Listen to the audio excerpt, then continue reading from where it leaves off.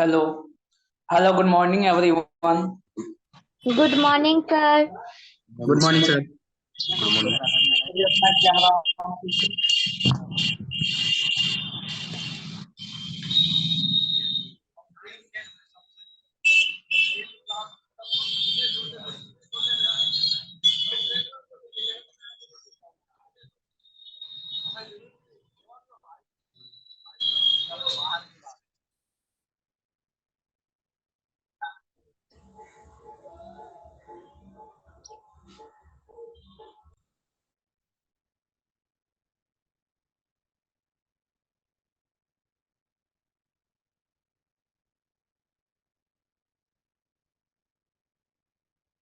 चलिए ठीक है, हम लोग अपना क्लास स्टार्ट कर रहे हैं। कल हम लोगों का टैली पार्ट 1 था, हम लोग का टैली पार्ट 2 होगा।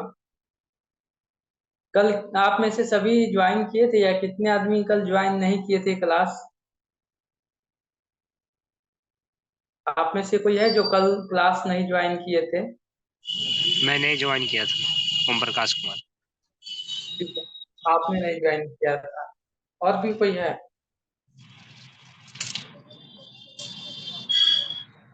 चलो ठीक, बस एक ही आदमी ने कल ज्वाइन नहीं किया था क्लास। सर मैंने भी ज्वाइन नहीं किया था। आप सभी पहले अपना माइक म्यूट कीजिए और कैमरा ऑन कीजिए, सबका फेस आना चाहिए।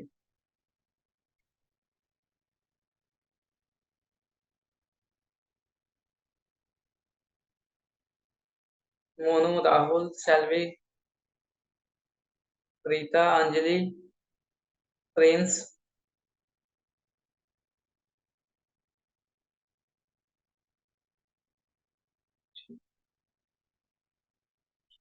सुनीता, आप बताओ कल हम लोगों ने क्या क्या पढ़ा था कल की क्लास में?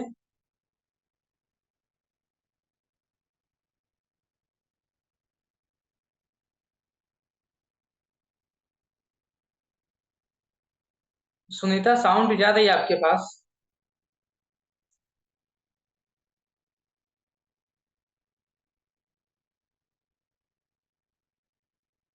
बाकी लोगों का साउंड ज्यादा है, मेरा क्या साउंड का इशू है? नहीं सर सर, आ रहा है साउंड आ रहा आवाज। है। आ रहा है सर। सर आ रही है।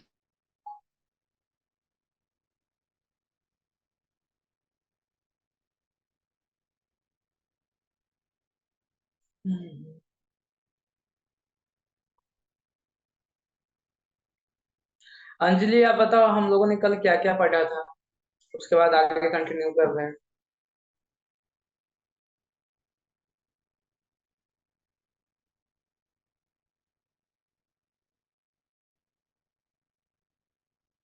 तो भाई लोग का साउंड का क्या इशू हो गया, क्यों नहीं लोग बोल पाते हैं?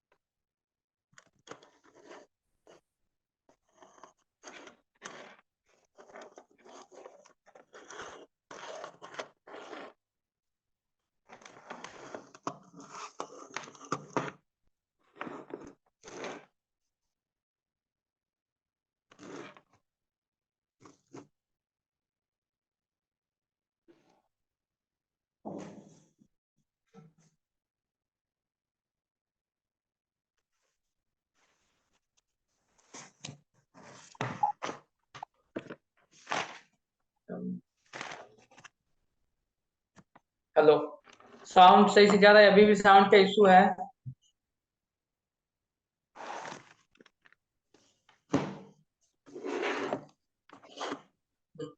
मैं आवाज आ रहा क्वेश्चन पूछ रहा था आप लोगों से। सुनीता, आप बताओ क्वेश्चन। मैंने ये पूछा कि कल हम लोगों ने क्या पढ़ा था। आप पहले अनम्यूट हो जाइए सुनीता। अभी आप म्यूट है,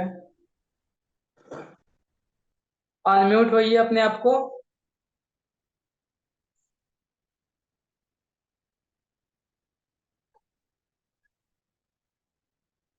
अरे भाई कैसे होगा? तो रोहित आप बताइए, कल हम लोग ने क्या क्या पढ़े थे? सर हम कल क्लास नहीं किए थे।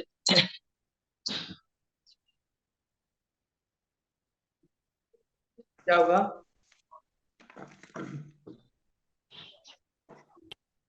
आपकी साउंड नहीं आ रही सही से। सर कल हमने क्लास नहीं किए थे।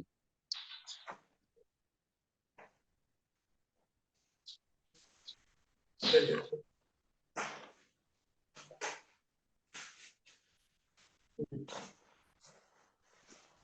आप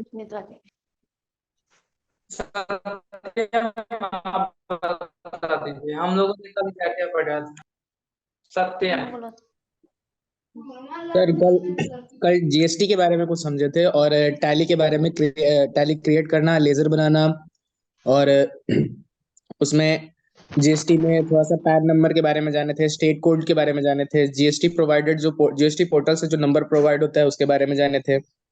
फिर सेव करने के लिए जैसे समझे थे कंट्रोल+A, कुछ शॉर्टकट कीज के बारे में जाने थे कि जो डबल लाइन, सिंगल लाइन और विदाउट लाइन के बारे में।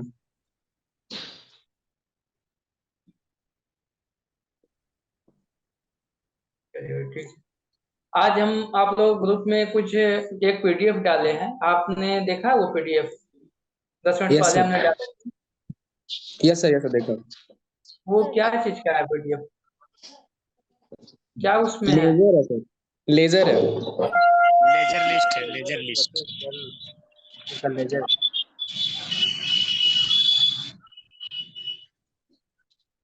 ओम प्रकाश म्यूट हो जाइए अपने आप।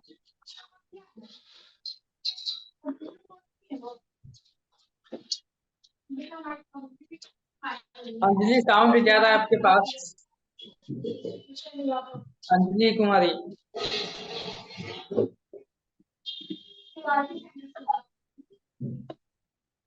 अब ये लोग पढ़ने वाला नहीं है क्या? इतना देर से हम बोल रहे हैं, कोई रिप्लाई नहीं आ रहा है इन लोगों का।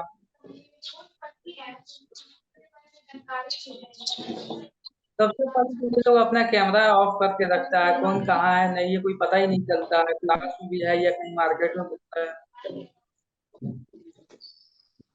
भाई जब तक डिसिप्लिन नहीं होगा हम क्लास नहीं ले पाएंगे, हम आप लोग का क्लास एंड कर हेलो, सकते हैं। हेलो मैं बता सर। रहा हूँ। हाँ सर, मैं ये बोल रहा हूँ कि मैं कैमरा ऑफ रखूंगा सर, बाकी मैं क्लास कर रहा हूँ सर।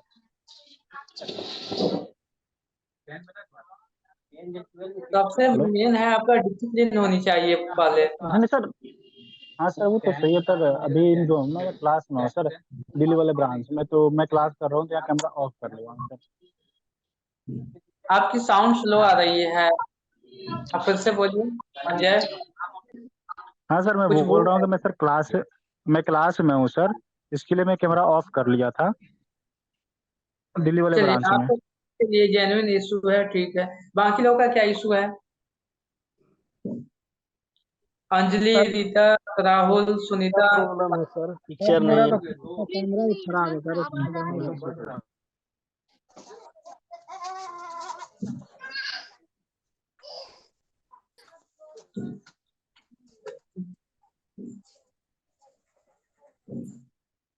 चलो ठीक है, जितने आदमी एक्टिव हो उतने को लेके चलो।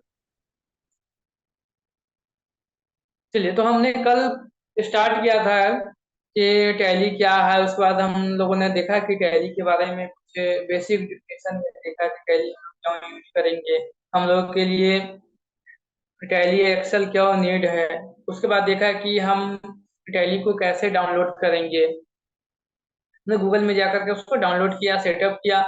उसके बाद उसमें कंपनी क्रिएट किया, आप अपने नाम से कंपनी क्रिएट कर सकते हैं। उसके बाद हम लोगों ने देखा कुछ शॉर्टकट्स देखा कि अल्ट के साथ कौन सा फंक्शन यूज होता है, कंट्रोल के साथ कौन सा फंक्शन, सिंपल सी विदाउट कंट्रोल अल्ट के साथ कौन सी फंक्शन यूज होती तो सिंगल है, ये लाइन हम वाला लोगों ने सर, देखा। कंट्रोल डबल से। उसके बाद म्यूट कीजिए अपने आप को मोनू।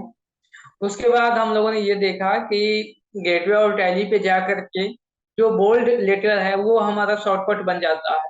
हमें शॉर्टकट याद करने की नीड नहीं होती है।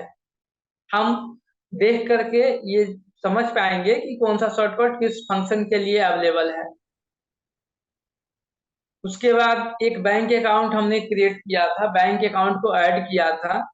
उसमें हम बैंक अकाउंट ऐड किए थे आईएफसी कोड ये सब डाल करके। तो चेक का फॉर्मेट आपको बताया थे टैली में कैसे चेक का फॉर्मेट आप बना सकते हैं या शो ऑफ कर सकते हैं। उसके बाद cross check and simple check इतना मैंने बताया था। और एक होमवर्क हमने दिया था कि आप current asset, fix asset, investment ये सब का डिफिनीशन लिखो। तो बहुत सारे स्टूडेंट ने ग्रुप में मैसेज भी डाला है, काफी अच्छा लगा हमें कि आप अपने पढ़ाई के प्रति सीरियस हो और होमवर्क आपने कंप्लीट किया है। ठीक है, तो हम इसके आगे आज करेंगे, आगे कंटिन्यू करेंगे क्लास। सबसे पहले तो आप लोगों को ग्रुप में पीडीएफ गया होगा, उसको एक बार आप देख लीजिए। एक या 2 मिनट की टाइम है आपके पास, 1 मिनट का टाइम है, आप उसे देख लीजिए क्या चीज है। उस पर आज हम डिटेल से समझेंगे। सभी आदमी अपना ओपन कीजिए। वो देखिए, आप 1 मिनट में देखिए कि क्या उसमें लिखा गया है, इसका मतलब क्या होता है। बस थोड़ा सा आप देख लीजिए। या किसी ने देखा है पहले से तो बताओ उसमें क्या क्या आपने समझा। कोई भी। गुरमीत, सत्यम, सैलवी, मोनू, आप में से कोई भी। सर क्या बताना है? जो मैंने पीडीएफ सेंड किया वो क्या चीज का पीडीएफ है, उसमें क्या कुछ है। सर मैं एक बार देख रहा हूँ, उसको भी बता रहा हूँ। हाँ, सर उसमें उसको सर देखना। इसमें सर इसमें लेजर के बारे में दिया हुआ है कि कौन सा चीज किस लेजर में जाएगा। हाँ लगभग, हाँ वही है।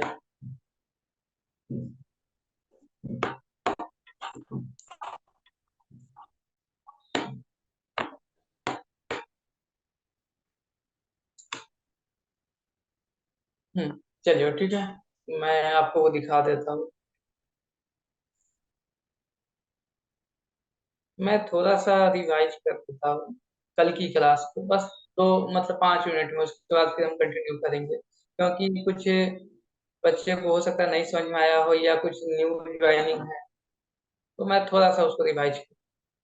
चलिए, यहाँ पे देखिए, हम लोगों ने देखा था कि सबसे पहले टैली कैसे डाउनलोड करें। तो हम गूगल में गए थे और यहाँ पे direct tally prime download, tally prime download का ऑप्शन आएगा।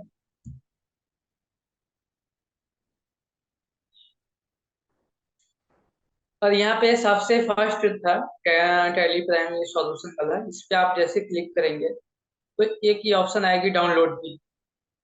टैली प्राइम 4.0 इसको आप डाउनलोड करेंगे। इस पे हमने क्लिक करके डाउनलोड किया है, पहले से किया है। आप यहाँ पे देखिए ये आइकन आ गई है जो यहाँ पे दिख रहा है ना, टैली प्राइम, ये डाउनलोड होके आई है। अब इसमें आगे हम कंटिन्यू कैसे करेंगे, तो हम इस पे क्लिक किए हैं। आप अपने नाम से यहाँ पे अपना प्रोफाइल बना सकते हैं, जिसे टैली में कंपनी बोला जाता है।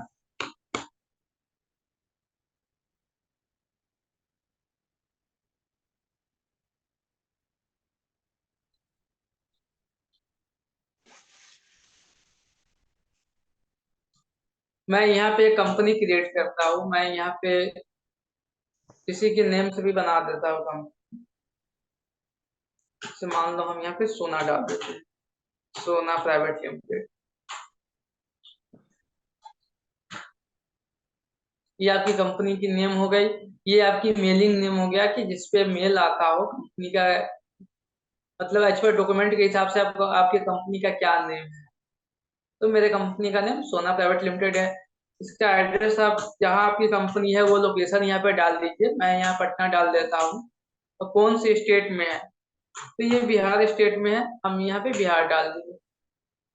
यहाँ का पिन कोड आप डाल दीजिए, टेलीफोन है तो है, नहीं तो। और यहाँ पे मैं नंबर अपना डाल देता हूँ। ये मेरा नंबर है, यदि कोई भी कंफ्यूजन आपको हो तो इस नंबर पे कॉल मैसेज कर सकते हैं। चलिए, उसके बाद फैक्स नंबर इतना नीड नहीं है। यदि कंपनी का ईमेल आईडी है तो ईमेल आईडी डाल दीजिए, वेबसाइट है तो वेबसाइट डाल दीजिए। उसके बाद आगे आप पढ़िए। यहाँ पे कल मैंने बताया था इसके बारे में, ये दो डेट है, इसके बारे में मैंने कल आप लोगों को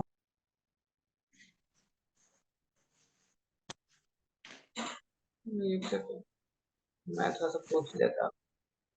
हाँ, तो रीता आप बता सकते हैं ये दोनों डेट का क्या मतलब होता है? कल की क्लास में यदि आप थी तो बता सकती हो।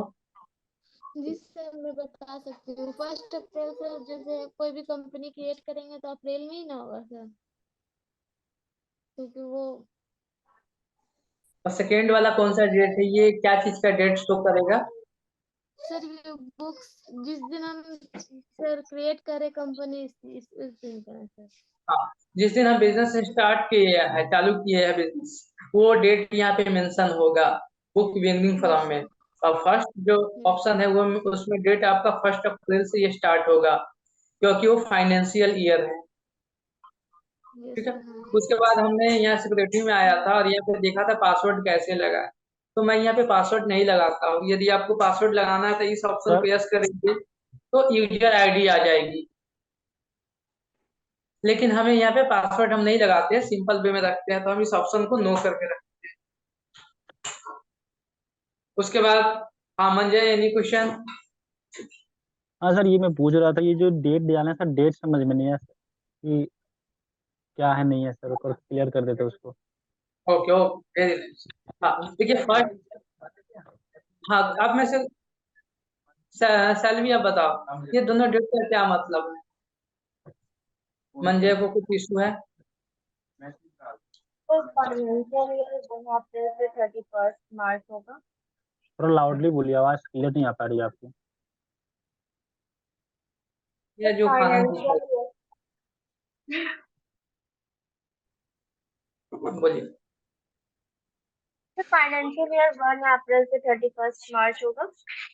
एंड बुक बिगनिंग होगा जब से हम लोग एंट्री स्टार्ट करते हैं, मतलब जब से एंट्री करते हैं उस दिन से वो डेट लिखेंगे बुक बिगनिंग में।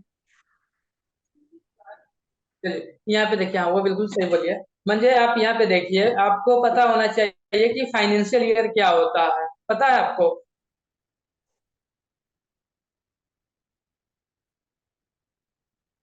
जैसे आज का डेट देखिए, आज अभी कौन सा डेट चल रहा है? 16/2/2024। ये जो डेट आपका है ये 2023-24 फाइनेंशियल ईयर में बिलोंग करती है। 23-24 कहने का मतलब हुआ है कि 1 अप्रैल 2023 से लेकर के 31 मार्च 2024 के बीच का डेट, ये आपकी फाइनेंशियल ईयर हो गई। तो यहाँ पे first day of the financial year को यहाँ पे डालेंगे। यहाँ पे आप ऑप्शन भी देख रहे हैं, फाइनेंशियल ईयर बिगनिंग फ्रॉम, कब से स्टार्ट, कब से होती है? तो 1 अप्रैल 2023 से। और सेकेंड क्या है कि आप कब बिजनेस स्टार्ट कर रहे हैं, आपका डेट ऑफ बिजनेस का स्टार्टिंग डेट क्या होनी चाहिए, क्या है आपकी डेट? यदि आप आज बिजनेस स्टार्ट करेंगे तो आज का डेट डालेंगे। आपने यदि 2 महीना पहले बिजनेस स्टार्ट किया था तो वो डेट डालेंगे।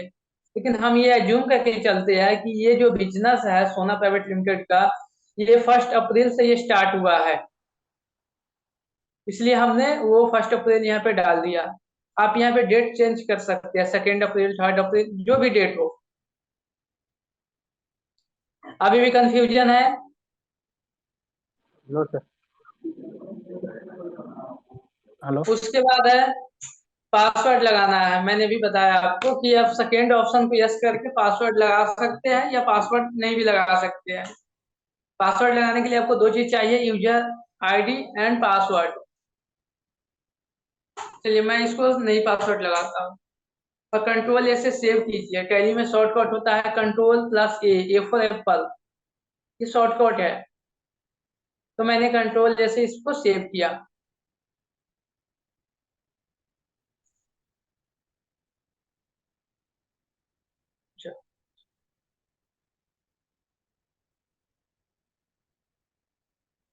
इसमें सेकंड काम क्या होता है? हाँ प्रीति आप बताओ, मैंने एक कंपनी क्रिएट किया है, इसमें सेकंड क्या होगा, हमारा स्टेप क्या होगा?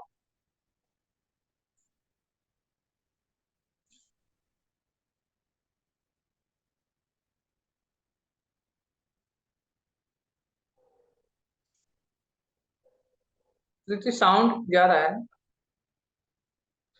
सर यस हम सर, आ रहा है। जीएसटी वाले पे जाकर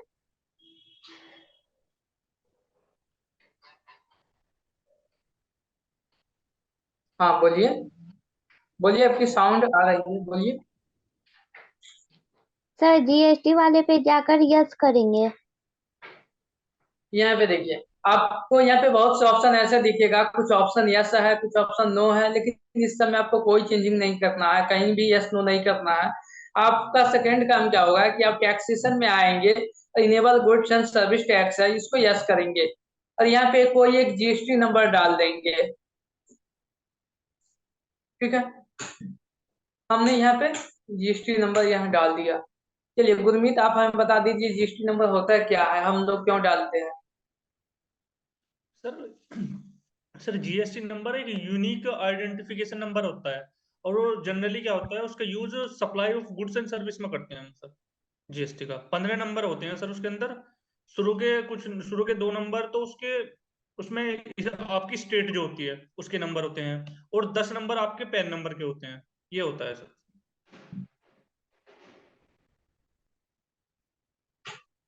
चलिए, मैं एक जीएसटी नंबर डाल दिया। हाँ, यहाँ पे गुरमीत ने बिल्कुल सही बताया है कि फर्स्ट जो दो आपका कोड है, जैसे 10 है, ये स्टेट कोड होता है। उसके बाद जो 10 नंबर बच गई अल्फाबेट प्लस न्यूमेरिकल के हिसाब से, वो आपकी पैन नंबर हो गई। और लास्ट की जो थर्ड बच गई वो आपको जीएसटी पोर्टल से मिलता है, जिसमें कुछ स्पेशल कैरेक्टर होता है, जैसे चेकसम हो गया, एंटिटी कोड हो गया, वो जीएसटी पोर्टल से आपको मिलती है। जी तो सर। आप हमेशा याद रखेंगे। मैं आपको स्टेट कोड का लिस्ट भी दे दूंगा कि किस स्टेट का जीएसटी कोड क्या है। ऐसे बिहार के लिए 10 है, दिल्ली के लिए 07 है। ठीक है, इसको हम कंट्रोल ए से सेव करते हैं, इसको भी आप सेव कीजिए।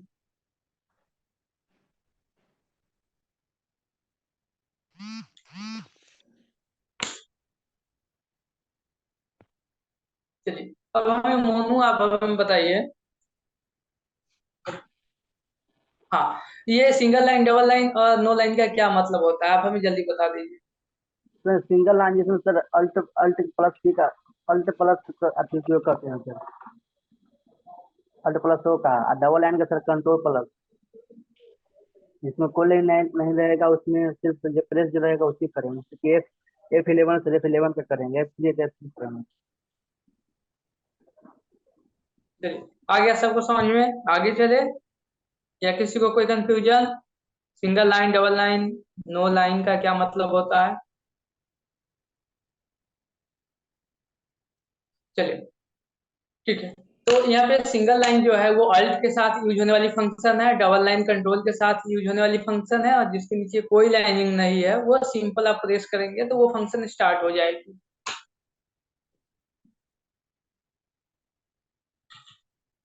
उसके बाद ये गेटवे ऑफ टैली था, जिसमें आप यहाँ पे देखिए कुछ लेटर जो हाईलाइट हो रही है। यदि हमको बैंकिंग फंक्शन स्टार्ट करना है तो एन प्रेस करेंगे। एन इसलिए प्रेस करेंगे कि यहाँ पे देखिए एन हाईलाइट हो रही है, ये बैंकिंग स्टार्ट हो जाएगी। देखिए बैंकिंग फंक्शन हो गया। आपको बैलेंस शीट चाहिए तो बी प्रेस कीजिए, बैलेंस शीट आ जाएगी। तो ये हम लोग की कल की क्लास हो गई थी। आज हम क्रिएट में आ गए हैं। गेटवे ऑफ टैली का फर्स्ट ऑप्शन है क्रिएट। यहाँ पे हम आज कुछ पार्टी का लेजर क्रिएट करेंगे, और उसको कौन सी हेड में डालना है वो अभी बताते हैं आप। कल ऐसे हमने क्रिएट किया था लेजर, जिसको बैंक, हाँ, बैंक अकाउंट में हमने डाल के रखा था। ठीक है, मान लीजिए हम यहाँ पे रामू अकाउंट बनाना चाहते हैं, रामू का अकाउंट। और यहाँ कंडीशन ये है कि हमने रामू से परचेज किया है गुड्स अपने बिजनेस में, हमने पार्टी से परचेज किया है, तो कौन सी हेड में आएगी ये। Sir creditor. क्रेडिटर। हाँ, तो सेंट्रल क्रेडिटर। ये सारे क्रेडिटर्स इसी हेड में क्यों आएगा। यदि मैं आपसे बोलूं कि नहीं हम सन्डी डेप्टर में डालेंगे, तो आपका क्या रिप्लाई होगा?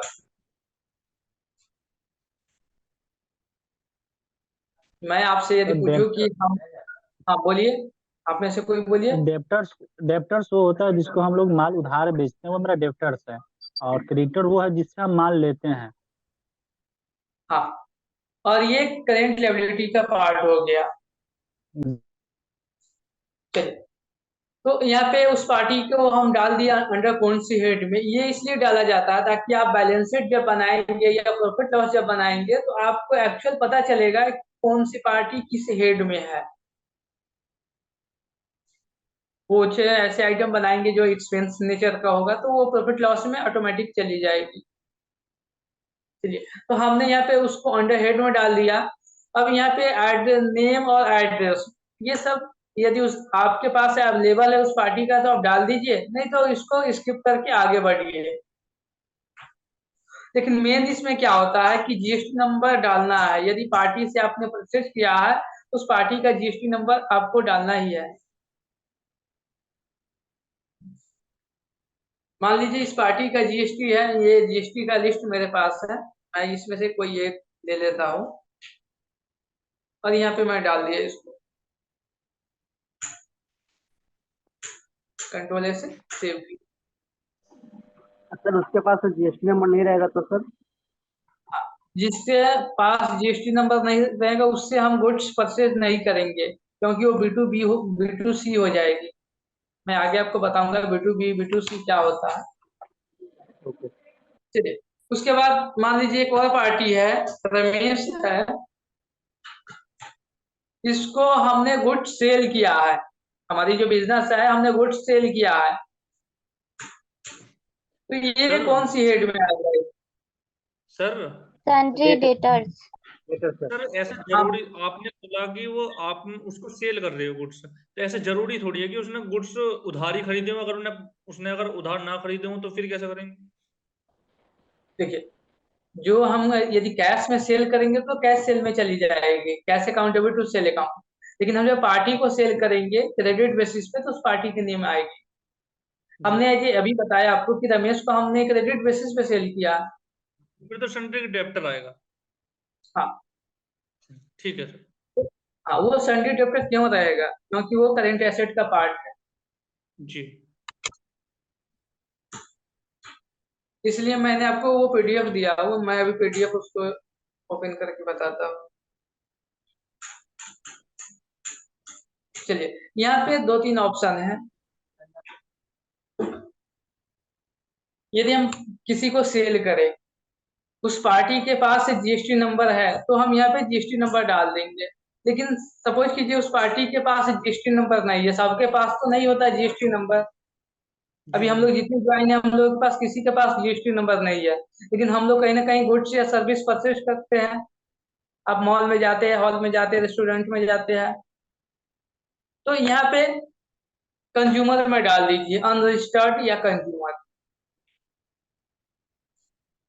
और यहाँ पे जीएसटी की नीड नहीं है। जब अनरजिस्टर्ड है, कंज्यूमर है, तो उसको जीएसटी की नीड नहीं है, मतलब उसके पास है ही नहीं। इंटर प्रेस करके इसको सेव की। तो ऐसे ही आप अपने टैली में किसी भी पार्टी को आप क्रिएट कर सकते हैं, बना सकते हैं।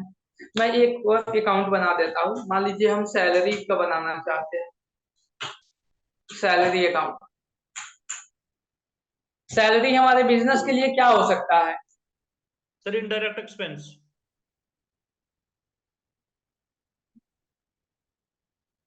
ये हमारे बिजनेस के लिए इनडायरेक्ट एक्सपेंस होगा, तो इसको आप इनडायरेक्ट एक्सपेंस में डाल दीजिए। यहाँ पे कंट्रोल ए से सेव कीजिए।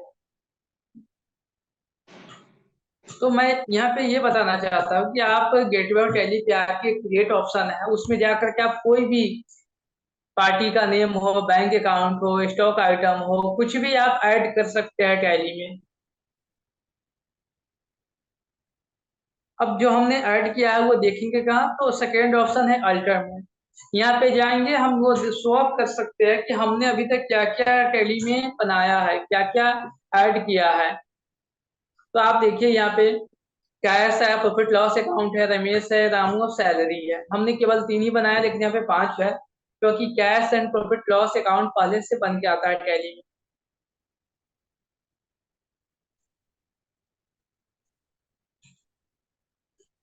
चलिए एक सेकंड, मैं वो ओपन करता हूँ पीडीएफ।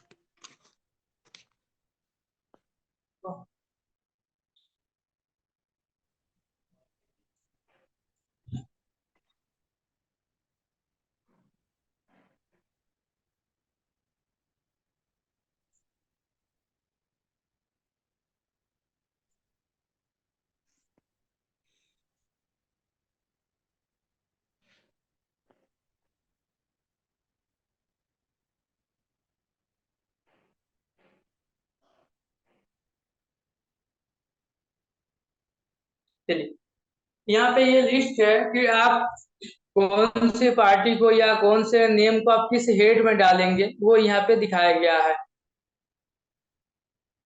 फर्स्ट क्या है कि आप जब परचेज अकाउंट बनाएंगे,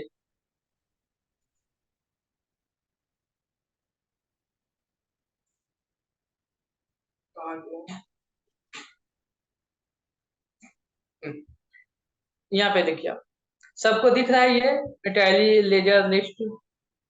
यस सर। हाँ, सबके पास भी होगा, आप अपने भी मोबाइल में ओपन कर सकते हैं। चलिए तो यहाँ पे देखिए, सबसे पहले क्या है कि आप परचेज अकाउंट में क्या क्या डालेंगे। ये देखिए, ये परचेज अकाउंट है। तब किसी भी टाइप की परचेज अकाउंट बनाएंगे तो उसको आप उस हेड में डालेंगे। जैसे मैं टैली में आपको दिखा देता हूँ। आप क्रिएट में आइए, लेजर में आइए, आप परचेज अकाउंट बनाना चाहते हैं, परचेज अकाउंट, इसमें आप कुछ भी आप डाल दीजिए, लोकल है या टैक्सेबल है, नॉन टैक्सेबल है, कोई भी नेम आप डाल दीजिए यहाँ पे। तो ये हमेशा परचेज अकाउंट में ही आपको डालना है एज ए ग्रुप नेम। ये देखिए, ये परचेज अकाउंट आ गई।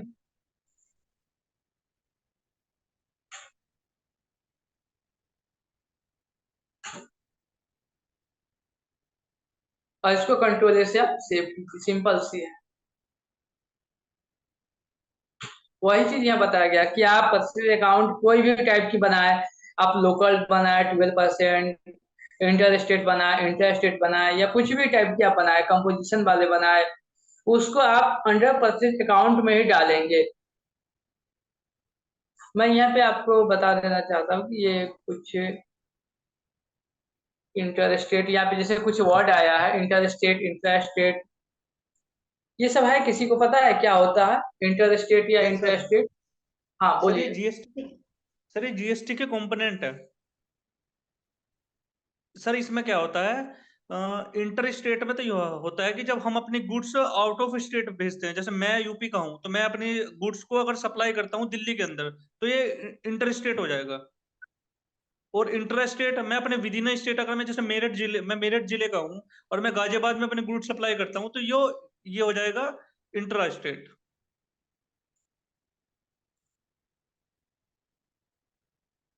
चलिए बहुत सही, हाँ बिल्कुल आपने सही बताया। मैं वही चीज को एज एग्जांपल बताना चाहता हूँ यहाँ पे आपको। जी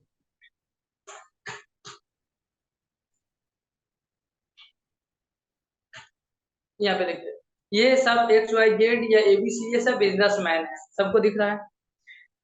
एक्स वाई जेड है वो बिहार में बिजनेस स्टार्ट किया है, और एबीसी जो है ये यूपी में है। अब क्या हो सकता है, जैसे मान लीजिए एक्स सेल करेगा,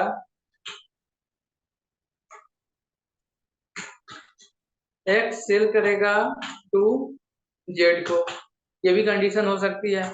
सेकेंड क्या हो सकता है, एक्स सेल कर सकता है टू ए को सेल कर सकता है, या ए सेल कर सकता है जेड को, या सी सेल कर सकता है ए को। या डी सेल कर सकता है। मैं कुछ कंडीशन ऐसे बता रहा हूँ कि कौन किसको सेल कर सकता है, कोई भी किसी को सेल कर सकता है। चलिए ये सब बिजनेसमैन है। यहाँ पे देखिए हमने एक दो कंडीशन यहाँ पे डाला, कंडीशन फर्स्ट सेकेंड थर्ड, और यहाँ पे फोर्थ और यहाँ पे फाइव कंडीशन मैंने डाला। ये XYZ बिहार में है, ABCD है, यूपी स्टेट में है। अब यदि सेम स्टेट हो, यदि सेम स्टेट है उसे हम लोग बोलते हैं इंट्रा स्टेट ट्रांजेक्शन। यदि डिफरेंट स्टेट है, जैसे इस केस में यूपी बिहार अलग अलग स्टेट है, डिफरेंट स्टेट है, इस केस में हम लोग बोलेंगे इंटर स्टेट।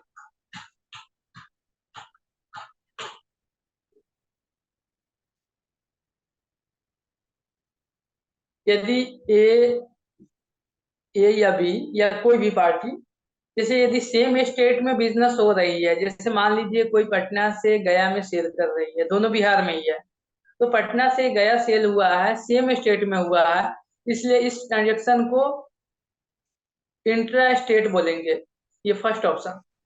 लेकिन जब डिफरेंट स्टेट होगा, जैसे बिहार से यूपी में सेल होगा, तो उसे हम लोग बोलेंगे इंटर स्टेट बोलेंगे। अब यहाँ पे 5 कंडीशन मैंने डाला है, आप चैट बॉक्स में डालिए कि कौन से इंटर स्टेट है और कौन से इंटर स्टेट। 1 मिनट का टाइम है, आप चैट बॉक्स में डालिए 1 से लेके तक 5 कंडीशन है।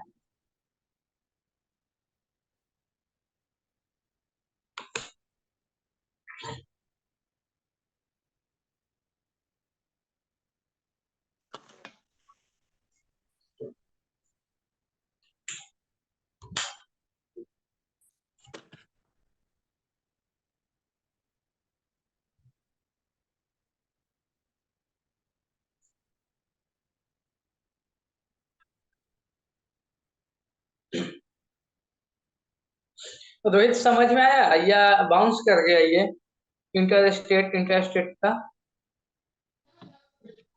रोहित, अंजलि, रीता, है सर। कोई इशू? एक बार चैट फिर बॉक्स में से डालिए। अच्छा फिर से बता, देखिए जब सेम स्टेट में, एक ही स्टेट में सेल हो तो इंट्रा स्टेट होता है। जैसे आप गया से पटना में सेल करेंगे, या गया से गया में सेल करेंगे, छपरा से गया में सेल करेंगे, तो इंट्रा स्टेट हो गया। लेकिन जब अलग अलग स्टेट हो गया, जैसे आप मान लीजिए पटना से ये इलाहाबाद में सेल कर रहे हैं, या कानपुर में सेल कर रहे हैं, कानपुर ये सब क्या है, यूपी स्टेट में, दूसरे स्टेट में है। तो जब अलग अलग स्टेट होगी तो वहां पे इंटर स्टेट होता है। और बस यही 2 चीज देखना है। तो मैंने आपको कंडीशन बताया, 5 कंडीशन, इसमें से ये बताना है कौन इंटर स्टेट है, कौन इंटर स्टेट है।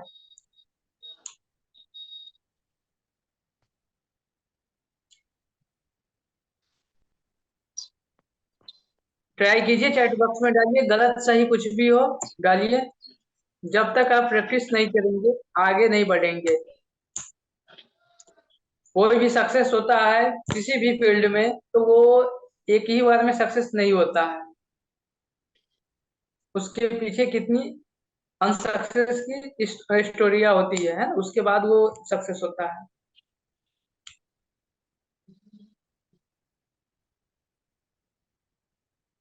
एक होता है नहीं कुछ पता है, जानने की इच्छा हो, वो एक अलग चीज होता है। एक होता है कि हम जानेंगे ही नहीं, हम उस चीज को सीखेंगे ही नहीं, वो एक अलग बात होती है। तो आप यदि 0 लेवल पे है कोई दिक्कत नहीं है, आप लोग इसलिए इसलिए यहाँ पे आया ताकि आप सीखेंगे सही से। लेकिन पहले से यदि मन बना के रखेंगे कि हमें कुछ सीखना ही नहीं है, हमें बस टाइम पास करना है, तो आप नहीं सीख पाएंगे, कोई भी हो।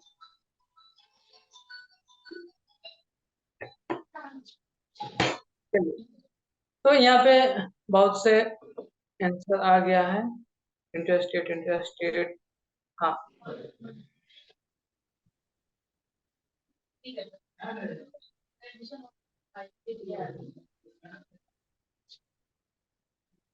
प्रीति आप बताओ हमें, है ना, 1 से लेके 5 तक इसमें कौन सा इंटरेस्टेट है, कौन सा इंटरेस्टेट है और क्यों है, आप बताओ हमें।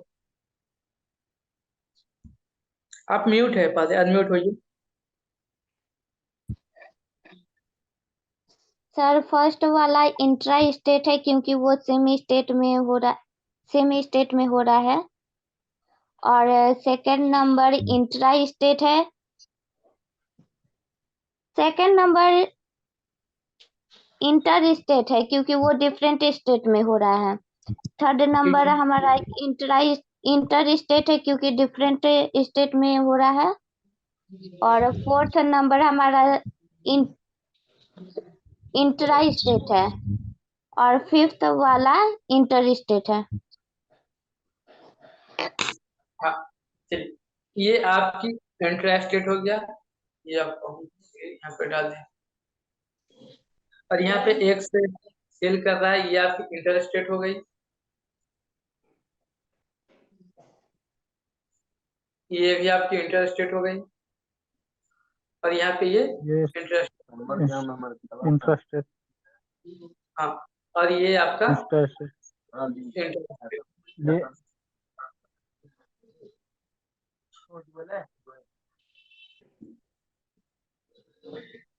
चलिए, इसमें किसी को अभी भी कोई कंफ्यूजन, इंटरेस्टेड क्या होता है? चलिए, और जहाँ पे, हाँ, जहाँ पे इंटरेस्टेड होता है वहाँ पे एक टैक्स लगता है जिसका नाम है IG, क्या है बताइए? IGST। GST sir. और जो इंटरेस्टेड है, सेम स्टेट है, वहाँ पे कौन सा टैक्स लगता है? CGST और SGST। ये सब जब हम लोग GST क्लास में जाएंगे तो आपको डिटेल में बताया जाएगा कि टैक्स कितने टाइप्स के होते हैं, क्या क्या रेट है, कब GST आया, वो सब टैक्स की बात है। अभी हम लोग टैली में सीखते हैं। अभी आप इतने ही समझिए कि inter state means different state में जब ट्रांजेक्शन हो, और इंट्रा स्टेट मीन्स मतलब जो सेम स्टेट में। मैंने एक दो एग्जांपल भी आपको बताया ताकि कंफ्यूजन आपका कोई नहीं रहे। वही चीज यहाँ पे बताया गया है कि आप इंटर स्टेट परचेज का लेजर बनाए, है ना, इंटर स्टेट या नील RCM किसी भी टाइप की आप बनाए, तो सबको आप परचेज अकाउंट में ही डाले। वैसे ही सेल का कोई भी लेजर बनेगा तो वो सेल अकाउंट में ही जाएगा। जैसे आप टैली में आप आ जाइए, मैं एक सेल का बना देता हूँ, सेल अकाउंट। तो सेल को हमेशा सेल अकाउंट में ही डालना है। देखिए, मैंने सेल में डाल दिया, कंट्रोल S को सेव किया।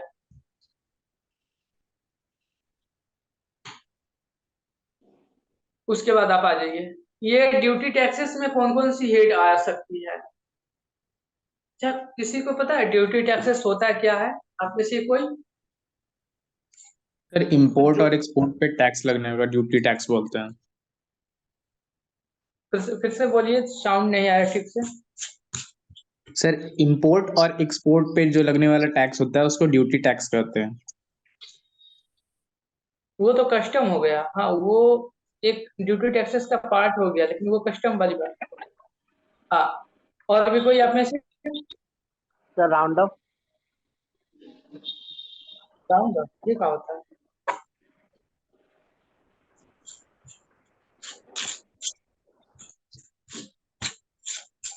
ड्यूटी टैक्सेस क्या होता है? सिंपल सा क्वेश्चन।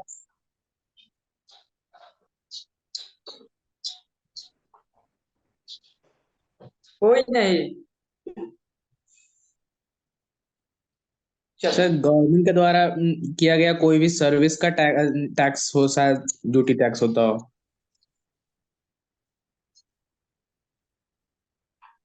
थोड़ा थोड़ा सा मिस्टेक।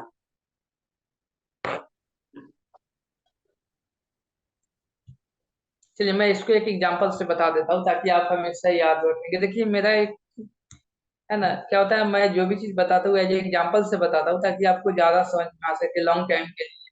क्योंकि कहानी को, मतलब पढ़ाई को जितना आप इंटरेस्ट वे में लेंगे, है ना, उतना ज्यादा समझ में आएगा। आप सभी ने मॉल में गए होंगे, है ना कोई सामान परचेज किए होंगे, सबके सब मॉल में गए होंगे। जी सर। आपने वो, हाँ, वो जो आपको इनवाइस मिलता है मॉल की तरफ से, जो बिल मिलता है, उसको कभी आपने सही से देखा है? उसमें उसमें टैक्स का भी अमाउंट कुछ कैलकुलेट होता है। जी मैं आपको दिखाता हूँ। जैसे आप चले गए कोई पैंट शर्ट खरीदने के लिए, कोई भी चीज आपने परचेज किया मॉल से ना, उसका जो टैक्सेबल अमाउंट है वो 2000 की है, और वहाँ पे कुछ टैक्स आपसे लेता है वो लोग। हाँ सर, सेंट्रल जीएसटी और स्टेट जीएसटी लेता है दोनों। हाँ, वही मैं बता रहा हूँ कि ड्यूटी टैक्सेस होता क्या, एक टैक्सेबल अमाउंट होती है।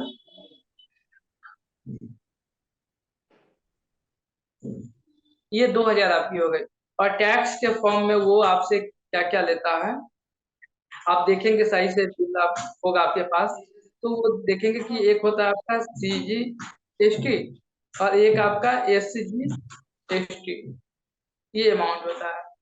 और ये मान लीजिए कि वो आपसे 360 रुपया ले लिया, टोटल सर एक आपको सेस कितना, भी है, CESS। क्या हुआ? एक CESS सेस करके भी टैक्स है सर। हाँ, वो अलग चीज हो गई, वो आपकी लग्जरी आइटम पे या डिमेरिट गुड्स जो होता है, ये जैसे टबैको प्रोडक्ट्स, पान मसाला, उस पे वो अप्लीकेबल है। वो सिंपल सी चीजों पे अप्लीकेबल नहीं है।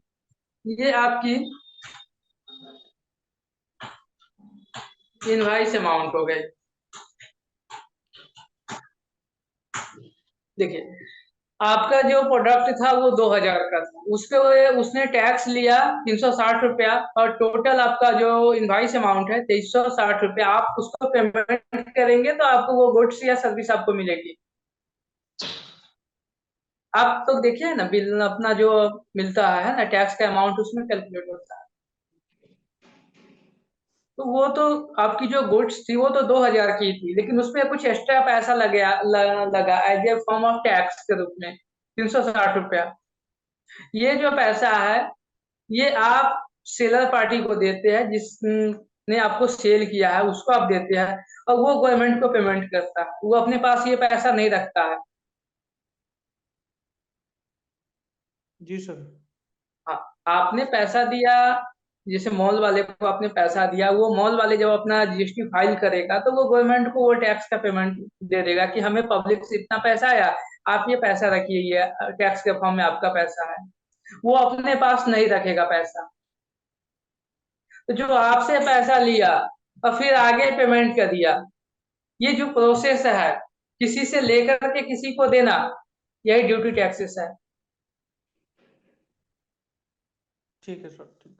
यहाँ पे गवर्नमेंट आपसे सीधा पैसा नहीं ले रही है, वो एज ए इमीडिएटर, एक मीडिएटर जो बीच में है, उसके थ्रू वो पैसा इकट्ठा कर रहा है। तो ड्यूटी एंड टैक्सेस का सिंपल सा मतलब आप यही समझिए कि किसी से पैसा ले करके किसी को देना, जैसे पब्लिक से पैसा ले करके गवर्नमेंट को पैसा देना, ड्यूटी टैक्सेस हो गई। इसमें क्या कौन कौन सी लेजर हो सकती है? तो CGST है, SGST है, IGST है, UTGST है, अभी आपने बताया SCSS सेस है। फिर आप इनकम टैक्स में जाएंगे तो TDS है, TCS हो गया, एडवांस टैक्स हो गया, सेल्फ असेसमेंट टैक्स हो गया, बहुत से टैक्स होता है। तो जहाँ पे टैक्स वाली वर्ड आ जाए, जब भी आप टैली में कोई लेजर बनाए और उसमें टैक्स वाली वर्ड आ जाए, जैसे central goods and service tax, state goods and service tax, तो जो टैक्स वाली बात आ जाए तो उसको आप हमेशा ड्यूटी टैक्सेस में ही डालेंगे।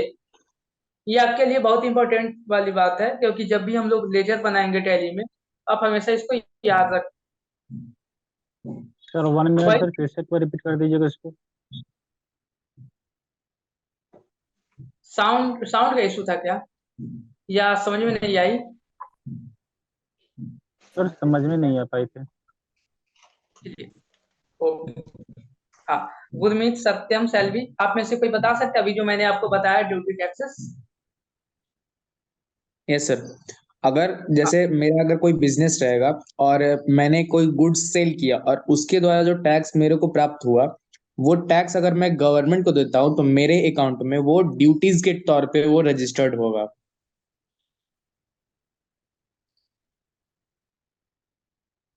हाँ, इसमें क्या क्या लेजर हो सकता है, क्या क्या पार्ट हो सकता है? देखिए, जितने भी लेजर होंगे या जितने भी नेम ऑफ आइटम होंगे, यदि उसके लास्ट में टैक्स वाली वर्ड आ जाए, जैसे मैंने अभी आपको बताया कि IGST, इसका फुल फॉर्म आप देखेंगे तो integrated goods and service tax, last में टी है, टी मीन्स टैक्स, या central goods and service tax, यहाँ पे आप देखिए CGST, वैसे ही है SGST, state goods and service tax. तो जितने भी वर्ड टैक्स वाली आती है उस सबको आप टैली में अंडर ड्यूटी एंड टैक्सेस में डालेंगे। ड्यूटी एंड टैक्सेस में क्यों डालेंगे, तो मैंने अभी आपको बताया कि जो सेलर पार्टी होता है कस्टमर से, पब्लिक से पैसा लेकर के गवर्नमेंट को पेमेंट करता है, तो किसी से पैसा लेकर के किसी को पेमेंट करना ड्यूटी टैक्सेस में आ गई है, जो टैक्स के फॉर्म में हो।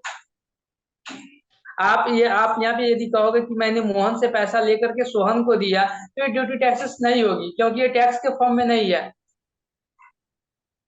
बात समझ में आ रही है ना? टैक्स हम किसको देते हैं? गवर्नमेंट को टैक्स देते हैं। टैक्स में क्या क्या हो सकता है, तो आपका TDS हो सकता है, TCS हो सकता है ना, एडवांस टैक्स हो सकती है, सेल्फ असेसमेंट टैक्स हो सकती है, CGST हो सकती है, SGST, IGST, cess, educational cess, बहुत सी होती है। तो मैं आपको ये बताना चाहता हूँ कि जैसे आप कोई भी चीज बनाएंगे, जैसे यहाँ पे देखिए मैं टैली में आपको दिखा देता हूँ। मान लीजिए कि आप CGST, इनका माइक म्यूट हो जाता है, म्यूट अपने आप को कीजिए, नहीं तो क्लास बाउंस कर जाएगी आपको। इनका है रोहित। हाँ, ठीक है, मैं एक टैली में एक लेजर बनाना चाहता हूँ CGST करके, ठीक है। हम CGST बनाए। अरे भाई कहा इसी कर रहे हो?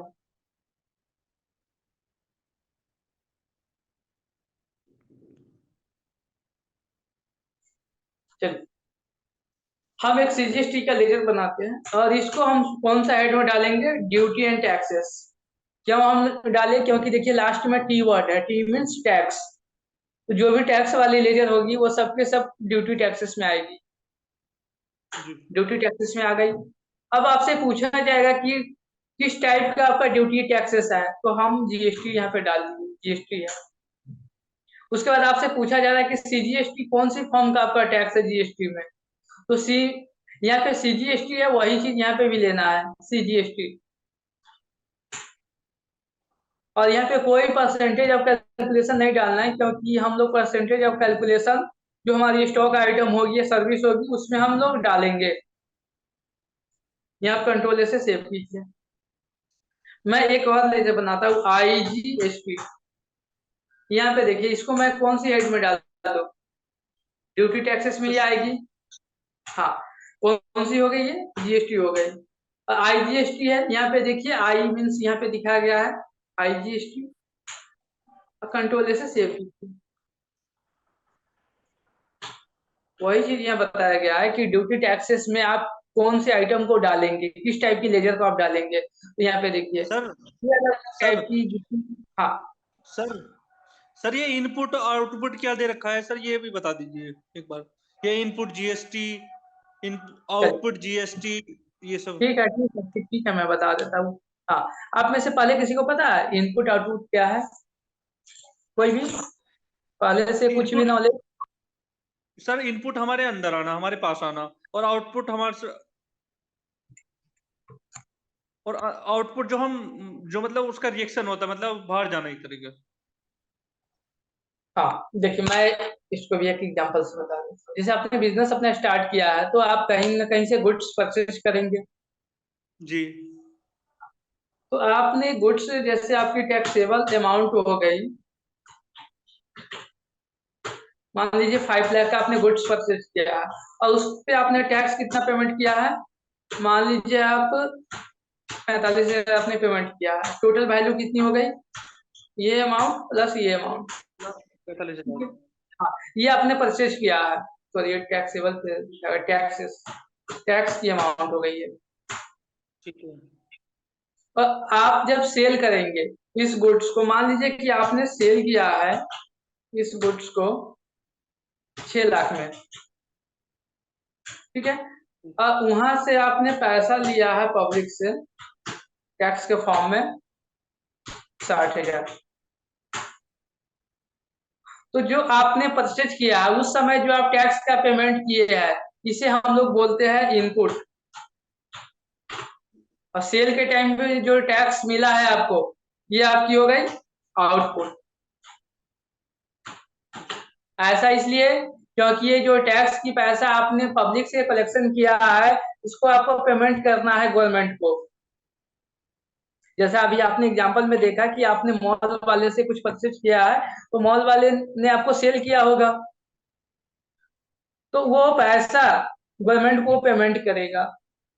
तो सेल पे जो टैक्स होती है वो आउटपुट टैक्स हो गई, और परचेज पे जो टैक्स आप देते हैं वो इनपुट टैक्स हो गई, जिसका बेनिफिट आपको फिर मिल जाएगी जब हम लोग set of calculation of output input समझेंगे तो वहां पे आपको डिटेल में समझ में आ जाएगी। अभी आप इतना ही समझिए कि जो परचेज पे टैक्स लगता है वो इनपुट हो गया और सेल पे जो टैक्स लगता है वो आउटपुट हो गया। ठीक है, पर और भी लेकिन क्वेश्चन? सर तो 15,000 का डिफरेंस आ रहा है ना, अब वो उसका हाँ, कैसे करेंगे, हमने टैक्स ज्यादा ले लिया। नहीं ना, जैसे गवर्नमेंट को आपको कितना पेमेंट करना है 60,000, आपने पहले जी से कितना पेमेंट किया है 45,000 का आपने पेमेंट किया है, तो इसका बेनिफिट आपको मिल जाएगा। आपको इसका डिफरेंस अमाउंट ही पेमेंट करना है कैश के फॉर्म में गवर्नमेंट को, इतना में से आप माइनस करेंगे ये अमाउंट। जी, ये 15,000 रुपये आया है सर, हाँ, लेकिन हम जो आपको जो सर इससे जो अलग हम जो टैक्स देंगे वो तो हम सिर्फ इनकम टैक्स देंगे ना, और कोई दूसरा टैक्स थोड़ी देंगे। डायरेक्ट टैक्स नहीं, हो मैं गया वो इनकम टैक्स। मैं जीएसटी की बात बता रहा हूँ। जीएसटी में यदि आप बिजनेस करेंगे तो बिजनेस करेंगे तो आपको जीएसटी का भी देना होगा ना गवर्नमेंट को, जी जी जी, ठीक तो है। ये जीएसटी वाली बात है। यहाँ पे आप ठीक सेल है। किए तो आपको 60,000 देना था, लेकिन आपने पहले से 45,000 दे दिया है, तो आपका 15,000 बैलेंस बच गई ना। हाँ तो सर ये भी पे करना पड़ेगा सरकार को। हाँ, ये पेमेंट करना पड़ेगा। आप जब अपना 3B फाइल करेंगे जीएसटी पोर्टल पे जा करके तो ये पेमेंट करनी पड़ेगी। जी जी, तो ठीक है सर। बाकी का पैसा मेरा बच जाएगा सर? कौन सा पैसा? जो 60,000 में से हमको सिर्फ 15,000 ही पेमेंट करना है, तो बाकी का 45,000 मेरे पास रहेगा, वो मेरा बेनिफिट रहेगा। नहीं नहीं, ये आपने वो तो पहले पेमेंट कर करते दिया हैं है। आपने परचेज। जब परचेज, हाँ आपने जब परचेज किया था तो पेमेंट किए होंगे ना, सेल तो के उसका बाद जो 5,000 आया सर उसमें नहीं समझा। देखिए, हमें कितना टैक्स पेमेंट करना था गवर्नमेंट को, सेल पे लगती है आउटपुट हो गई 60,000 की, लेकिन जब हमने परचेज किया था किसी पार्टी से तो पहले ही हमने पेमेंट कर दिया 45,000।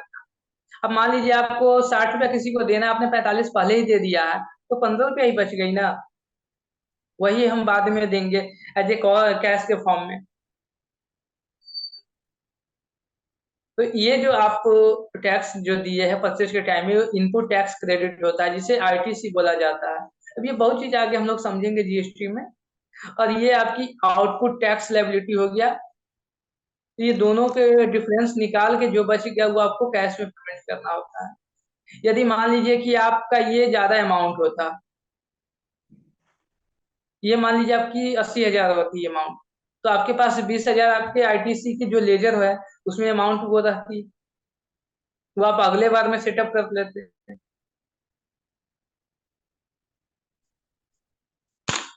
चलिए यहाँ पे देखिए, तो आप कोई भी लेजर आप बनाएंगे जो टैक्स के रिगार्डिंग हो उसको आप हमेशा ड्यूटी टैक्सेस में ही डालेंगे, ठीक है। उसके बाद आती है डायरेक्ट एक्सपेंस और इनडायरेक्ट एक्सपेंस। ये अकाउंटिंग वाली बात है, ये सबको पता होनी चाहिए जो अकाउंट से बिलोंग करते हैं। क्या होता है डायरेक्ट एक्सपेंस और इनडायरेक्ट एक्सपेंस क्या होता है? आप में से कोई? Yes sir. हाँ सर सर डायरेक्ट एक्सपेंस वे होते हैं जो डायरेक्टली प्रोडक्शन से जुड़े हुए होते हैं, वो डायरेक्ट एक्सपेंस होते हैं। फैक्ट्री का खर्चा वो डायरेक्ट क्या बोले? एक्सपेंस होते हैं।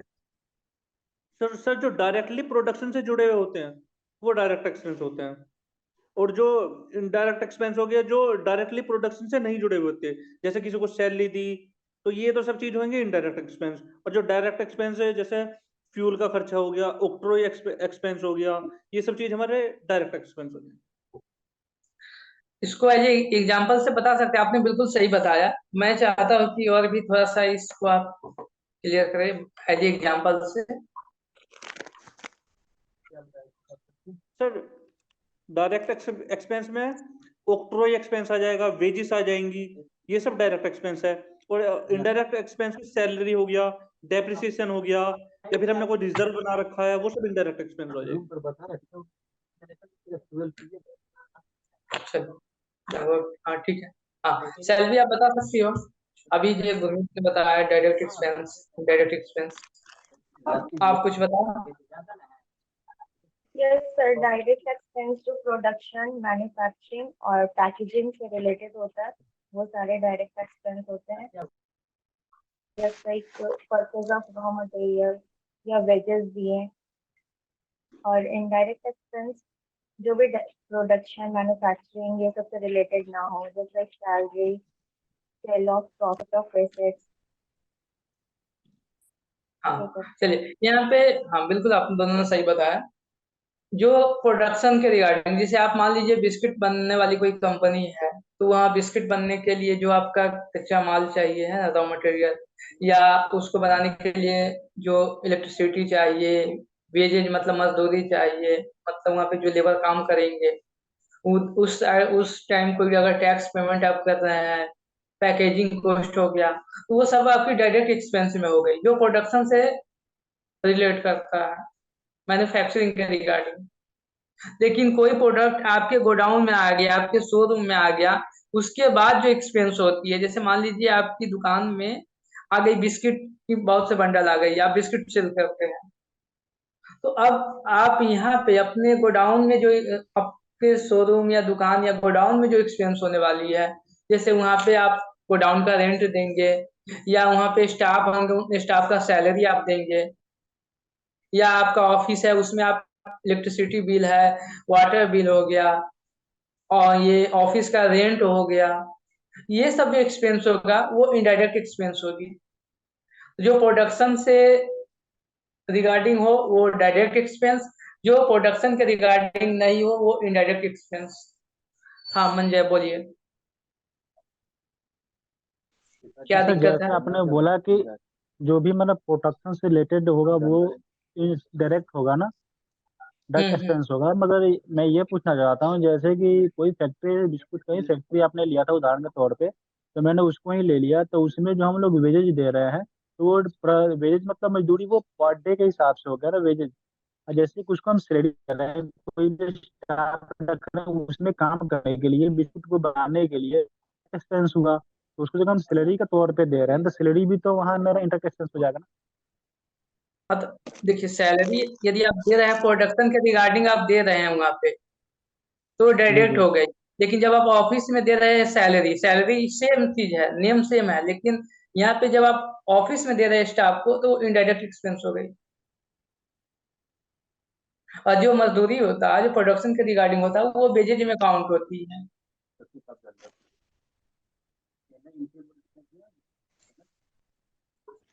चलिए, तो यहाँ पे डायरेक्ट और इनडायरेक्ट एक्सपेंस है, ये बहुत ज्यादा मतलब ये सही से समझ में आनी चाहिए, क्योंकि जब आप प्रॉफिट लॉस अकाउंट पे हम लोग चलेंगे, देखेंगे वहां पे, तो इसका बहुत बड़ा एक अलग ही इम्पैक्ट पड़ेगा, डायरेक्ट एक्सपेंस का और इनडायरेक्ट एक्सपेंस का, क्योंकि इससे ही आपकी जीपी और एनपी डिसाइड होता है।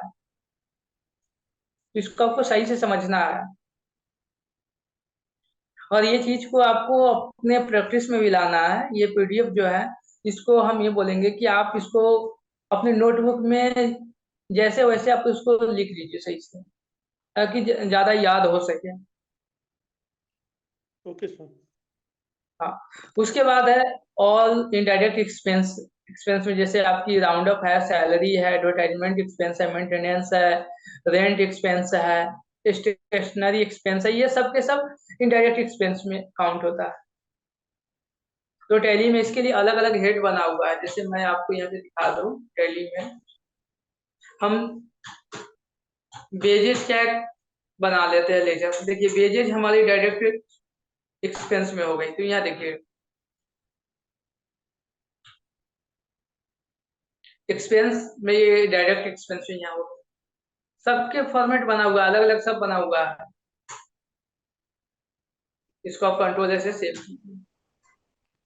सेव हो गई वो।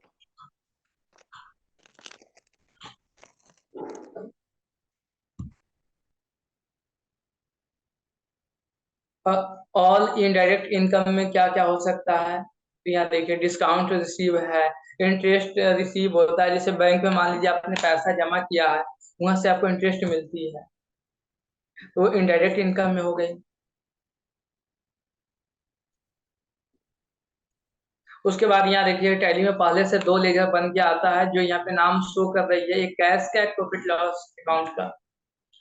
बैंक अकाउंट में देखिए, बैंक अकाउंट में क्या क्या हो सकता है। ऑल बैंक करेंट अकाउंट हो गया, ऑल एफडी अकाउंट हो गया, पर्सनल सेविंग अकाउंट, एफडी जो नॉट रिकॉर्डेड है। अच्छा, आप बता सकते हैं कि बैंक में जो हमारी अकाउंट होती है, हमारी जो अकाउंट हम लोग ओपनिंग करवाते हैं, वो कितने टाइप्स की हो सकती है? 2 टाइप्स। क्या क्या दो हो टाइप सकता है? 2 तरह का होता है, एक सेविंग और एक करेंट। और एक सैलरी अकाउंट भी हो सकता है सर। अच्छा, तो 3 तरह का कितने होगा। टाइप? मैं केवल अभी टाइप पूछ रहा हूँ, कितने टाइप्स? 1 2 3 4 5 6 7, कितने टाइप्स की? सर सर 3 टाइप 3 का टाइप होता है। के। 3 टाइप्स। 3 टाइप्स होगा Satyam? Sir. Current current account, saving account और एफडी अकाउंट होता है सर। 3 टाइप्स के। और भी किसी को कुछ बोलना है इसके रिगार्डिंग? मोनू बताओ, कितने टाइप्स के बैंक होते हैं, बैंक में जो हमारी अकाउंट होती है? तो 3 टाइप होते हैं sir, current account sir, saving account और फिक्स अकाउंट। सर 4 होते हैं। हाँ 4 होते हैं, यही मैं सुनना चाहता हूँ। कौन कौन सी हो सकता है? सर वही fix account, current account, saving account and recurring account. Recurring. इसके बारे में थोड़ा सा आप बताओ, है ना, शॉर्ट में आप बताओ कि क्या क्या है ये फिक्स, मतलब ये fix account, current account, saving account, breaking account, ये सब क्या होता है? बताओ सेल्वी, आप बताओ।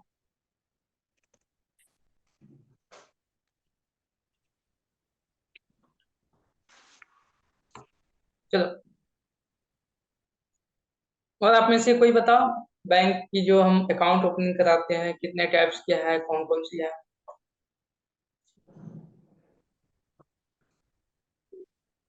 चलिए मैं बता दूं। सबसे फर्स्ट आपका मान लीजिए है फिक्स अकाउंट। फिक्स अकाउंट में क्या होता है कि आप पैसा, एक टाइम पीरियड होती है कि इस टाइम तक आप अपने पैसे को फिक्स रखेंगे। जैसे मान लीजिए कि आप अपना जो आपके पास जो अमाउंट है उसको आप 5 सालों के लिए फिक्स करना चाहते हैं, तो उसको फिक्स अकाउंट एक अकाउंट होगी, उसमें आप उसमें डाल देंगे। तो आज आपने पैसा डाला है, कुछ एग्रीमेंट होता है, कुछ बाउंडिंग होता है, तो आप 5 ईयर के बाद ही वो पैसा निकाल सकते हैं। तभी उस पर जो बेनिफिट आपको मिलने वाली है, प्लान के हिसाब से जो बेनिफिट है या इंटरेस्ट का जो रेट है, वो तभी मिल पाएगी। सर एफडी तो वाला अकाउंट है फिक्स, क्या ये? हाँ एफडी वाला, फिक्स अकाउंट वाला, फिक्स डिपॉजिट वाला, मैं वही बोल रहा हूँ। ठीक। करेंट अकाउंट क्या होता है? ये जनरली बिजनेसमैन के लिए होता है। आपको एक दिन में जितना मन है उतना आप डिपॉजिट करा सकते हैं, पैसा निकाल सकते हैं, है ना, ये इसमें कोई लिमिटेशन नहीं है। ये करेंट अकाउंट हो गई। और हम लोगों की जो पर्सनल अकाउंट होती है वो सेविंग अकाउंट है। इसमें कोई कुछ लिमिटेशन होती है कि आप एक दिन में इतना से ज्यादा ट्रांजेक्शन नहीं कर सकते हैं, या ज्यादा पैसा निकाल नहीं सकते, डाल नहीं सकते, कुछ ऐसा लिमिटेशन होता है। और इसमें थोड़ा सा इंटरेस्ट रेट हाई होता है as per comparison current account से। तो सबसे लास्ट में होता है रेकरिंग अकाउंट। रेकरिंग में क्या होता है कि आप मंथली बेसिस पे या क्वार्टरली बेसिस पे पैसा उसमें डालते हैं और 5 ईयर या 6 ईयर एक प्लान सेट होता है कि आप मंथली बेसिस पे पैसा उसमें 2,000, 5,000, 10,000 जो आपकी लिमिटेशन है उस हिसाब से आप डालते जाइए। अब 5 साल के बाद ही उसमें से पैसा आप निकाल सकते सर क्या नाम है उसका? रिकरिंग हैं। रेकरिंग जो मतलब रिपीटेशन होने वाली है। ठीक है, रिकरिंग। हाँ एक सर मंथली और क्वार्टरली दोनों आरडी बोल रहे हैं। बोलते हाँ मंथली मंथली या मतलब उसमें अपने हिसाब से सेट करना होता है कि हम कैसे पैसा उसमें डालें। चलिए तो यहाँ पे देखिए जितने भी बैंक अकाउंट होगा वो सबके सब बैंक अकाउंट में डाला जाएगा, वो किसी भी टाइप के अकाउंट हो। वैसे डिपॉजिट होता है। डिपॉजिट में क्या होता है कि जैसे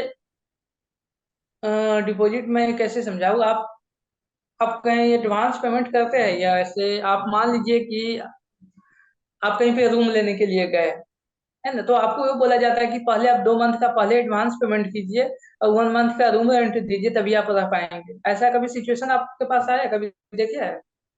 यस या सर। हाँ, या और भी टाइप की जैसे आपको कोई डॉक्यूमेंट लेना है या कहीं से कुछ लोन लेना है या कुछ भी चीज तो पहले आपसे कुछ मांगा जाता है सिक्योरिटी के रूप में कि आप कितना रखेंगे उसके बाद ही आपको मिल पाएगी। उस टाइप की जो भी सिक्योरिटी मनी होती है या आप जैसे रेंट मैंने एग्जांपल दिया कि आपने 2 मंथ का पहले ही आपने पेमेंट करके रखा है।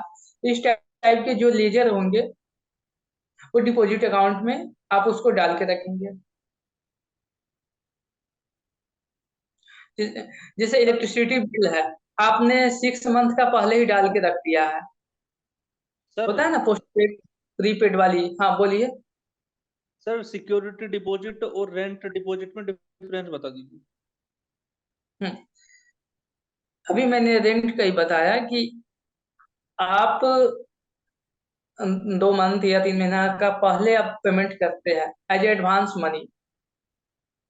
जी तो यदि इस टाइप की है जैसे मान लीजिए अपना ये ऑफिस है, ऑफिस का रेंट मान लीजिए 50,000 है, लेकिन जो ऑनर है वो बोलता है कि हमें 5 लाख पहले आप पेमेंट कर दीजिए। जी तो इस टाइप की जब अगर टैली में आपको एंट्री पास करना हो तो रेंट डिपॉजिट करके एक बना देंगे और उसको डिपॉजिट अकाउंट में डालेंगे। ठीक है ठीक है ठीक है। उसके बाद ठीक है। Capital account. हाँ, कैपिटल क्या होता है? कैपिटल हाँ प्रीति आप बताओ कैपिटल क्या होता है? अकाउंट बैकग्राउंड से हो, बताओ आप लोग। कैपिटल पूंजी होता है सर। कैपिटल जो पूंजी भी हम होता है।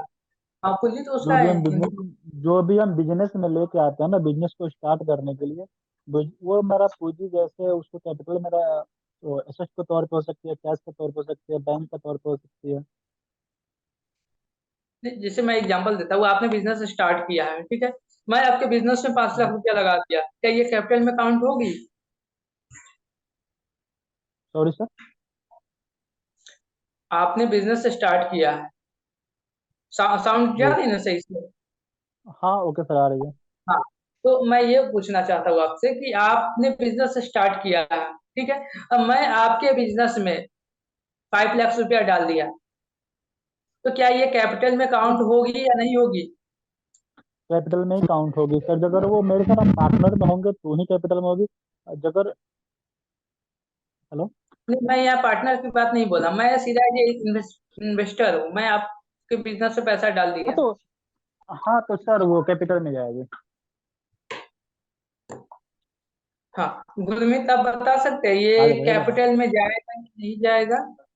अच्छा। सर कैपिटल तो हाँ, वो होगी जो मैं इन्वेस्ट करूंगा, वो मैं उसका ओनर हूँ, तो मैं अगर ये दोनों इन्वेस्टमेंट लगा करूंगा हुआ है ना, अपने इसकी पैसे वजह से हो रहा है। तो कैपिटल होगी, वरना नहीं होगी। हम्म, हाँ बिल्कुल आपने सही बताया। देखिए कैपिटल अकाउंट में वैसे अमाउंट जाएगा जो बिजनेस के ऑनर पैसा लगाएगा। बिजनेस के ऑनर का फॉर्म यहाँ पे हो गया, यदि आप पार्टनरशिप में है जिनके पास शेयरिंग रेशियो है प्रॉफिट लॉस का, वो पार्टनर हो गए, वो बिजनेस का ओनर हो गए। अब कंपनी के फॉर्म में देखेंगे तो जितने इक्विटी होल्डर है या प्रेफरेंस शेयर होल्डर है, वो सब बिजनेस का ओनर हो गए। जी सोल प्रोप्राइटरशिप में देखेंगे, सिंगल बिजनेस में देखेंगे तो जो बिजनेस का मालिक है, जो बिजनेस में पैसा लगाया है अकेला पर्सन, वो बिजनेस का मालिक है, वो उसका अमाउंट कैपिटल में जाएगा। जी इस सब का सिंपल सा मीनिंग ये है कि जो बिजनेस स्टार्ट किया है, जब वो पैसा लगाएगा तो कैपिटल अकाउंट में जाएगा। उसके अलावा कोई दूसरा पर्सन पैसा लगाएगा तो वो लोन्स एंड एडवांस में जाएगी। मैंने एग्जांपल बताया कि यदि गुरमीत अपना बिजनेस स्टार्ट कर रहे हैं, वो खुद पैसा लगाएंगे तो वो कैपिटल अकाउंट में, लेकिन हम उनके बिजनेस में पैसा लगाएंगे तो उस बिजनेस के लिए वो as a loan and liability के फॉर्म में आ जाएगी। क्रेडिटर हो जाएंगे ना वो उसके लिए। हाँ, वो बिजनेस के लिए लोन एंड लायबिलिटी हो जाएगी। अगर दो को मिलकर सर कोई बिजनेस खोलता है तो सर उसमें सर पार्टनर मिलकर, साउंड आपका नहीं आया तो फिर से बोलिए। सर दो को पार्टनर मिलकर सर कोई बिजनेस। नहीं आया, चैट बॉक्स में डालिए। पार्टनर के बारे में पूछ रहा है। क्या? पार्टनर के बारे में पूछ रहा है कि अगर पार्टनर लगाए तो। हाँ, मैं तो बता ही रहा हूँ, पार्टनर तो बिजनेस का ओनर ही हो गया ना। यदि 4 या 5 आदमी से है पार्टनरशिप में आ गए तब तो वो कैपिटल ही होगा। जैसे आप बिजनेस स्टार्ट किए हैं, अब मैं 5 लाख रुपया लेके आया, मैं बोलता हूँ कि आप हमें जब पार्टनर बनाओगे तभी हम आप में पैसा डालेंगे, तो वो पार्टनर है, वो कैपिटल अकाउंट में चली जाएगी। लेकिन मैं बिना प्रॉफिट शेयरिंग रेशियो लिए बिना मैं केवल आपके बिजनेस में इन्वेस्टमेंट कर रहा हूँ, तो कैपिटल में काउंट नहीं होगी।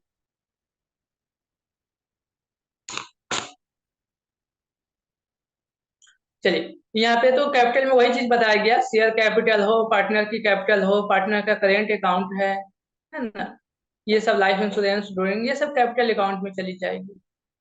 और करेंट एसेट क्या है? हाँ, कल मैंने बताया था आपको, या आपने डिफिनेशन भी लिखा था कि करेंट एसेट, आप लोगों ने ग्रुप में भी डाला था। हाँ, अंजलि आप बताओ करेंट एसेट होता क्या है?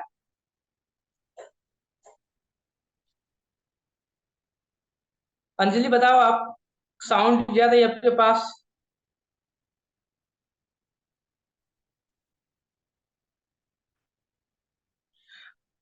राहुल, करेंट एसेट क्या होता है? रीता, सुनीता, सत्यम, नहीं सत्यम नहीं, गुरमीत नहीं। ये लोग कैमरा सर ऑफ क्यों करते हैं? यही दिक्कत होता है। अभी लोग है ना, देखिए गुरमीत है ना, सत्यम, इन लोगों को अब हम कल से क्लास में नहीं अलाउ करेंगे। जिनका भी कैमरा ऑफ है, आप लोग हमें कल याद दिला देना, लोगों को सॉरी क्लास से सर। मूव किया जाएगा। सर सर सॉरी मेरा सर। ऑन रहता है अभी, सर। हाँ, अभी आप देख लीजिए किसका कैमरा ऑफ है, आप लोग नाम देख लीजिए। हाँ सर बताऊं, ये हाँ सर करंट एसेट वे वाले एसेट होते हैं जो विद इन जो एक साल में कैश में कन्वर्ट हो जाते हैं, वो करंट एसेट होते हैं हमारे। जैसे हमारा स्टॉक हो गया, तो स्टॉक हमारा करंट एसेट है क्योंकि वो एक साल में कन्वर्ट हो जाएगा कैश में। हाँ, जिसका टाइम पीरियड 12 मंथ से कम का हो या 12 मंथ तक हो, जी सर। उससे आगे चली जाएगी तो वो फिक्स में काउंट हो जाएगी, फिक्स एसेट। हाँ, तो यहाँ पे आप देखिए करेंट एसेट का है, करेंट लायबिलिटी का है, लोन्स एडवांसेस का है, ऐसे करके ये बहुत से फॉर्म है। तो आपका ये होमवर्क है कि आप मतलब जो ये पीडीएफ है उसको आप अपने कॉपी में नोटबुक में लिखेंगे, उसका पीडीएफ हमें सेंड अप करेंगे। इससे बेनिफिट क्या होगा कि आपको नए नए वर्ड देखने को मिलेगा, और साथ में जब आप उसको लिखेंगे सही से तो आपको याद हो जाएगी। उसके बाद टैली में हम लोग आगे फिर से कंटिन्यू करेंगे। तो आज की क्लास में किसी को कोई कंफ्यूजन, कोई इशू? No sir. तो नहीं आप, सर। हाँ, तो आप में से कोई एक बार बता दीजिए कि आज की क्लास में हम लोगों ने क्या क्या पढ़ा है, बस just like a revise 2 minutes. आप में से कोई? सर आज क्लास में हम लोग ने लेजर बनाने के लिए सीखा, उसको फिर देखने के लिए शो ऑफ करने के लिए सीखा, फिर बिजनेस के बारे में समझा कि कौन सा इंटरेस्ट रेट होता है, कौन सा इंट्रा स्टेट होता है, जीएसटी उसमें कौन कौन सा टैक्स लगता है, जीएसटी या सीएजीएसटी, ड्यूटीज के बारे में समझा कि ड्यूटीज क्या होता है, फिर इनपुट टैक्स और आउटपुट टैक्स के बारे में समझा, और कुछ लेजर लिस्ट के बारे में उसमें कुछ डिटेल्स देखा। गुरमीत आप बता दीजिए हम लोगों ने आज क्या क्या पढ़ा।